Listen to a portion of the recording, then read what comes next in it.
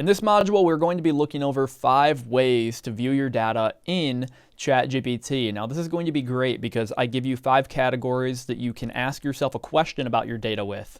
So, do you need your data compared?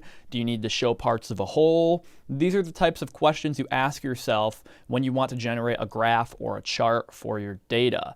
And ChatGPT is great at helping be your assistant in this process, not only explaining the chart to you, but generating it as well. But first, we need to understand the 5 ways and the categories we need to put our data in order to view it in the proper format. So we're going to be looking at 5 ways to view data in ChatGPT. Now, the first way to view your data is comparing it. So if you need to compare your data or you need to compare elements or factors based on a certain number or a certain metric, then these charts that I'm about to show you are going to be wonderful.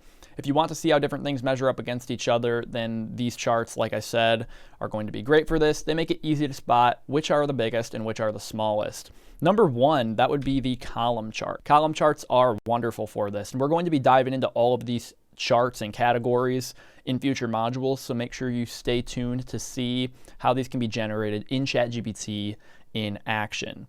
And column charts are very simple. You have an x-axis, you have a y-axis, and you're basically just comparing certain items to the metric tied to them. And these metrics over here on the y-axis can be averages for these categories, or it can be the top number of a certain category, the low numbers of a certain category. You can get creative when comparing. And the next chart that's very similar to a column chart, just in a different format, that's very useful for comparing data, is a bar chart. You just have to turn this column chart 90 degrees, but it's all up to you as a visual person, which way you like seeing it better. Bar charts are kind of fun sometimes because it almost looks like people are racing in these categories. So it's kind of a fun way to view your data. But column charts are basic, and both of these are definitely important to understand when analyzing your data in ChatGPT, and also just seeing what each chart does is important for your knowledge if you want to become a full master of ChatGPT.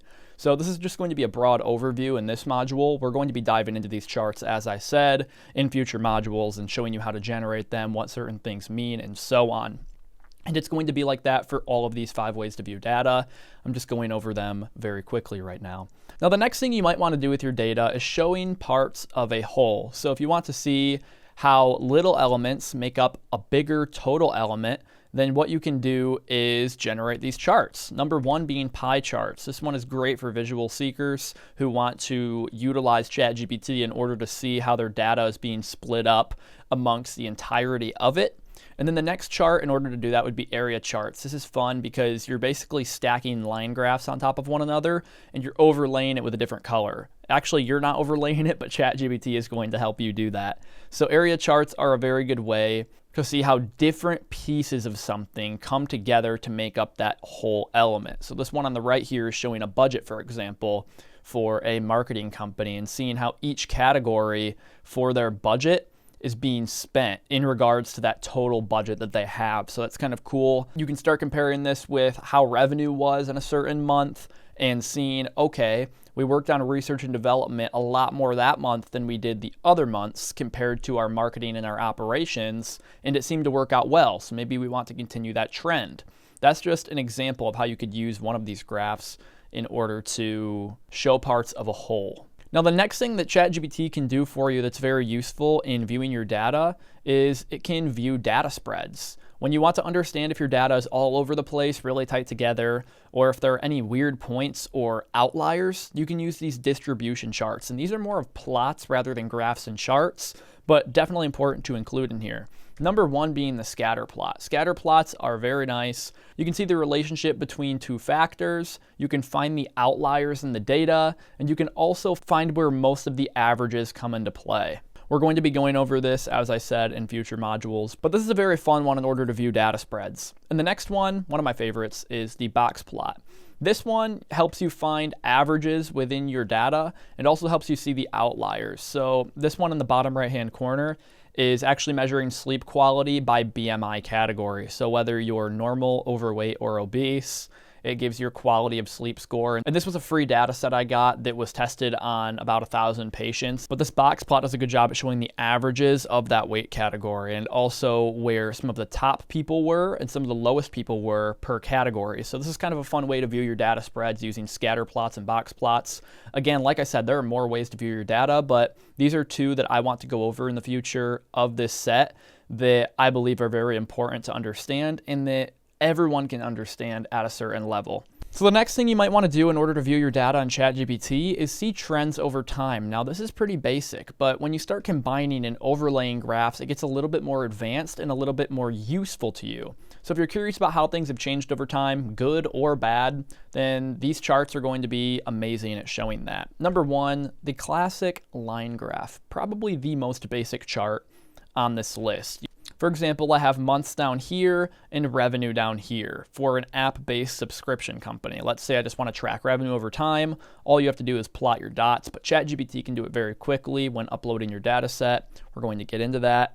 But let's take a look at the next one. I love this one, the dual axis line graph. This helps you show relationships between two things. So this red line here is representing social media posts, and this blue line is representing revenue. So for this company, it can see, okay, how many times did we post and what revenue did we make? Did it correlate to a growth in revenue from previous months, or did it have zero effect? These are the things you can ask yourself and see with a dual axis line graph, and it helps you see trends over time while adding in a couple other factors, which is very fun. The next way you can view your data on ChatGPT is understanding the relationships between certain things. And it's one of the harder charts to generate in ChatGPT. There's some workarounds you have to do, but this chart that I'm about to show you was actually generated with ChatGPT, and that is a bubble chart. And this gets kind of advanced because there's so many factors you can change with these charts in order to understand relationships between things. Now we're going to dive into this, but this has been the 5 ways that you can view data.